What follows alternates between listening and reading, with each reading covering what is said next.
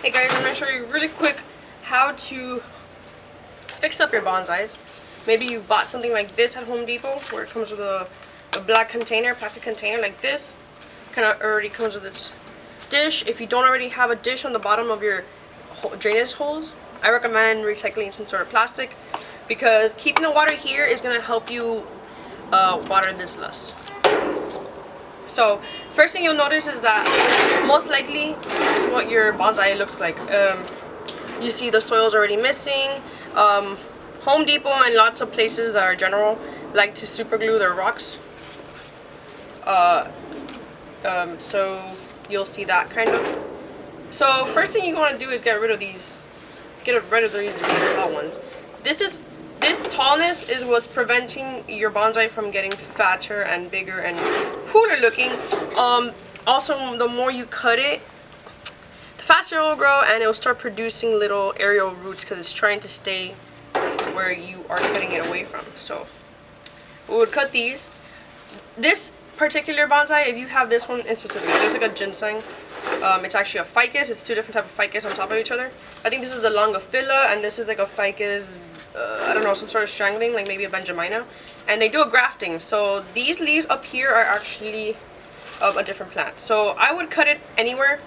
This plant in particular is not picky at all. Here, look at that. See this broad leaf compared to these lime green and a little bit more longer shape. Alright. So if you really want to keep the integrity of your ginseng bonsai or whatever, you have to get rid of these. You see how these branches are a little bit different color? I would get rid of them from the base. And if you check right here, this is the scion from where it was being grafted. So the only original piece from this bonsai is this right here. So you could cut all of this off, but you would end up with nothing. So I just cut it up here. Here is an example where soil's disappearing as well, but this one kept the integrity of its plant. You see the two grafts, still a different leaf. You see how it's a completely different leaf, different growth structure. How this one's more of like a bonsai, it looks more of a small tree, and this one, it's starting to look like your regular ficus, and that's how you fix it. So this one I already pruned it and I let it kind of grow back a little bit. I do that before I start messing around with the roots. Of course, since it's already growing back, you can still kind of cut it if you really want a dense look. I'm not going to do that, especially that I'm in Florida, and especially that this is a ficus. I'm not going to be picky with how I treat my plants, but usually you kind of move the plant around a little bit so that the roots can start growing already. And after a little bit that it's already been growing, you cut back the leaves and then start working with the root system. So, you're going to pull your plant out of this container.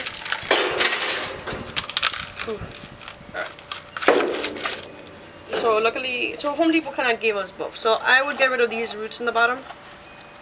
Also, I'm doing this in winter, but you honestly should be doing all your transplants, especially if you're not in Florida, South Florida, when it's kind of warm, relatively. So, you're going to pull your plant out. And these rocks are a little bit intense for your plants, so I wouldn't put it at the bottom. At the bottom, in fact, I would probably put something a little bit more like sand. I have a mixture here of sand, peat moss, and some sphagnum. You need a lot of sand because, especially this pot doesn't have a lot of drainage. It has a little plate in the bottom that collects the water. You need drainage, you need aeration, and so the sand kind of helps you with drainage. And then the peat moss will help with drainage as well and aeration. So I put some new soil at the bottom and I'm going to put it at the top. I want to make sure that the root system, the base of the trunk, is above the ground at all times, especially if you want this to look like a cool older bonsai. I'm also going to play around with him a little bit. I'm going to put him on the side because this root's kind of dying, but you see how the roots are kind of coming out the other side? See that? Alright, so you're going to put him a little bit down.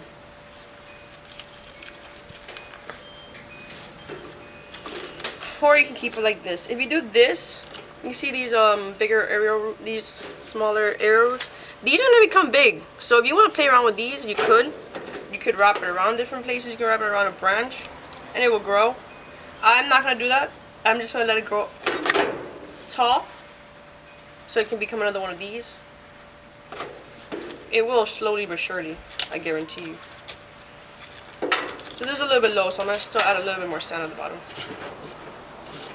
I also like to add mulch at the bottom of your pots, which I forgot to do, so I'm gonna do that actually. So I use cypress mulch.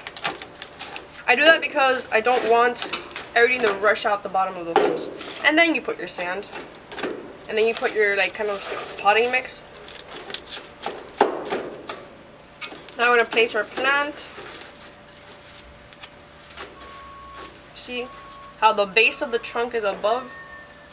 It's not getting smushed or under. I'm gonna also add sphagnum. I do this for two reasons. One reason is that when you have a design on the top of your soil, it's kind of nice to have like a place that looks kind of like a moss, like a little. This will eventually get green moss on it, and it'll look like kind of like grass. Second, water falls through the path of least resistance. So when you have a bonsai, it's really easy for your plant, for you to water it, and then the water just go one place. So you want to have sphagnum on one layer everywhere pretty much, so that when the water hits it, it will spread throughout. Sphagnum is really good at like sharing water once it is moist. See? And now I will put more soil all around.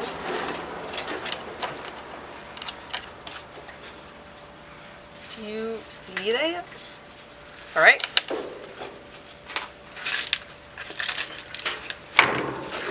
I'm also going to put a little bit of the soil mix that I had before, because whatever relationship your plant already had with the soil, you want to add a little bit of that in there so that it could not be completely shocked with this new soil, like the microbes. And then what I like to do for decorative effect is I buy bags, a big bag of rocks. We're gonna put this over again. So here, now we're at our base, and I'm just gonna add rocks everywhere except for where the sphagnum moss is at. Well, not all of the sphagnum moss. Remember, we put some all around.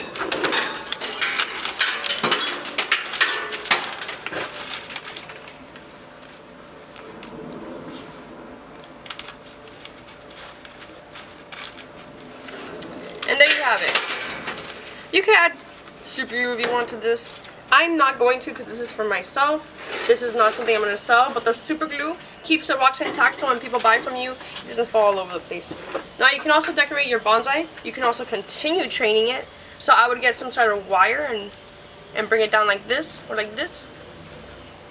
And however, I am going to just put one little butterfly, because this tree doesn't necessarily have flowers that are very showy. So I'm going to add this little red charm so that my tree always has color. Also, nearby I have a red statue, so I just wanted to match a little bit. And here is how you fix up your bonsais that have been overgrown.